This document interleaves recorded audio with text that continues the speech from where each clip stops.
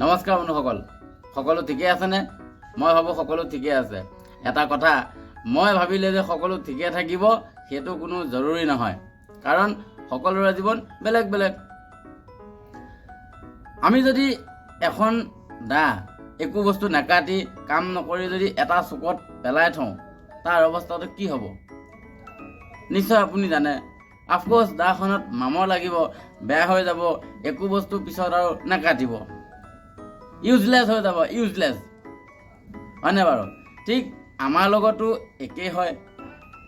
আমি যদি এইটো বৰ বেছি ব্যৱহাৰ নকৰোঁ, এইটো মানে শৰীৰটো যদি আমি বৰ বেছি ব্যৱহাৰ নকৰি যদি বেছি আৰামত ৰাখোঁ, যেনে ধৰি লওক ৰাতি শুই গ'লে ৰাতিপুৱা বহুত দেৰিলৈকে শুই থাকোঁ, আৰু খোৱাৰ পৰা যদি দেৰিকৈ উঠোঁ আৰু বৰ বেছি কাম বন নকৰি আকৌ খাই বৈ ইফালে সিফালে দুই এপাক মাৰি আকৌ দুপৰীয়া ভাত খাই আকৌ অকণমান ভাগৰ মাৰোঁ, যদি তেনেকৈ কৰোঁ তেতিয়াহ'লে কি হ'ব আপুনি সেইটো ভালকৈ জানে।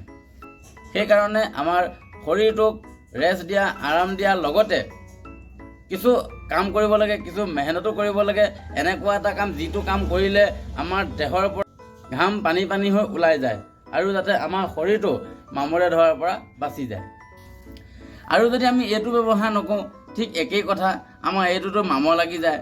আমাৰ এইটোত মামৰ লগা মানে কি আৰু আপুনিতো জানে, আমাৰ যিটো থিংকিং, আমাৰ যিটো চিন্তা ভাৱনা, সেইটো মানে দুৰ্বল হৈ যাব। আৰু ইমান দুৰ্বল হ'ব আপুনি যিকোনো এটা বস্তুৰ বিষয়ে ভাবিবলৈ নোৱাৰিবই। আপুনি যিকোনো এটা বস্তুত ডিপলি সেই বস্তুটোৰ বিষয়ে ভাবিব নোৱাৰিব। আপুনি সিমান দূৰত যাব নোৱাৰিব যিমানটো আপোনাৰ মাইণ্ড পাৱাৰ থাকে, কাৰণ এই বস্তুটোত লাগি যায় মামৰ।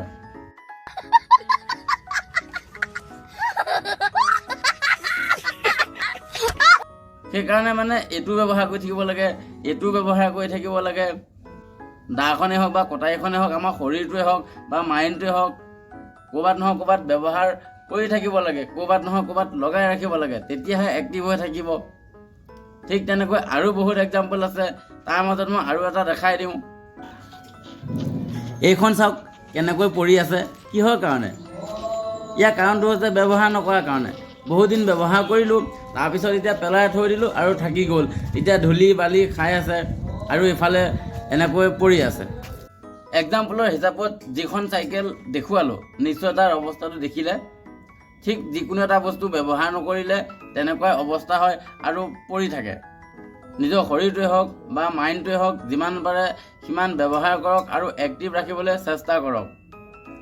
বেলেগ একো নকৰিলেও কমচে কম 10-15 মিনিট, বেছি কম হৈ যায়, আধা ঘণ্টামান এক্সাৰচাইজ ৰাখক, আৰু মাইণ্ডটোৰ কাৰণে তোমাৰ 10-15 মিনিট কিবা কিতাপ এখন নহ'লে হাতত সৰু এটা কলম তুলি লওক, সিমানেই কথা।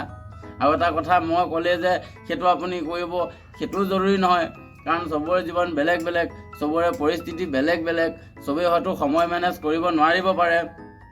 সময়ৰ কথা আহিল যেতিয়া আৰু এষাৰ কৈ দিওঁ, কিন্তু এইখন পৃথিৱী সকলো ব্যক্তিৰ লগত একদিনত 24 ঘণ্টাৰ সময় আছে বা 24 ঘণ্টাৰ সময় পায়। তাৰ মাজত যদি এজনে কৰিব পাৰিলে নিশ্চয় কৰিব পাৰে, মই হ'লেও কৰিব পাৰোঁ, আপুনি হ'লেও কৰিব পাৰে।